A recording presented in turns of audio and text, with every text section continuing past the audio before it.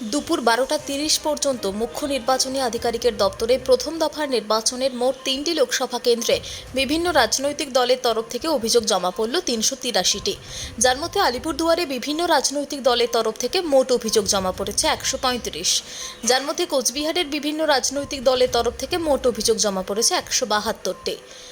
জলপাইগুড়িতে বিভিন্ন রাজনৈতিক দলের তরফ থেকে মোট অভিযোগ জমা পড়েছে 76টি। এই অভিযোগগুলি জমা করেছে মেইল মারফত, সিএমসি মারফত, এনজিআরএস এছাড়াও বিভিন্ন মাধ্যম দিয়ে মুখ্য নির্বাচনী আধিকারিকের দপ্তরে এই অভিযোগগুলি জমা পড়েছে। পর্যন্ত নির্বাচনে তো বিভিন্ন জায়গায় কাজ থেকে বিভিন্ন রকম যেরকমভাবে করে টিএমসি সেরকম করার চেষ্টা করছে। তবে আমরাও লেগে আছি, আমরাও ইলেকশন কমিশনকে বিভিন্ন বিভিন্ন ঘটনা যেগুলো হচ্ছে সেগুলোকে আমরা ইলেকশন কমিশনের নজরে আনছি এবং সিএপিএফের নজরে আনছি, যেখানে যেরকম দরকার সেরকম আমরা করছি। আচ্ছা, ডাবগ্রাম ফুলবাড়িতে একটা অফিস রাত প্রায় 2:30টার দিকে এই ঘটনাটা ঘটেছে এবং তারা বুলডগে পুড়িয়ে দিয়েছে। আর অন্যান্য বুথে ডুয়ার্সের জায়গা কি আছে?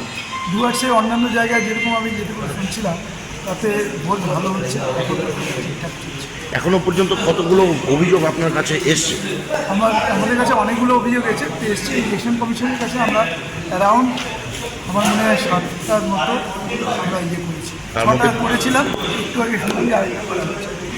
তার মধ্যে কী কী রয়েছে? যেমন ওই যে পুড়িয়ে দেওয়া, বাইক বাহিনীর অত্যাচার এবং তারা আমাদের কিছু লোককে আহত করে, বাড়ি ভাঙচুর করে।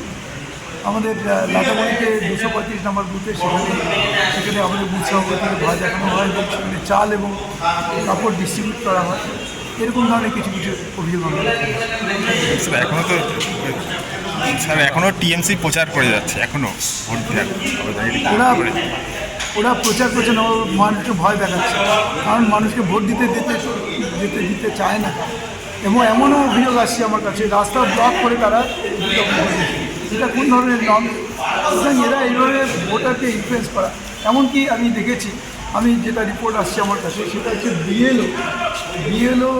বিএলও সেখানে একটা বুথের মধ্যে বারবার মুভ করছে এবং ভোটারদের ইনফ্লুয়েন্স করার চেষ্টা করছে।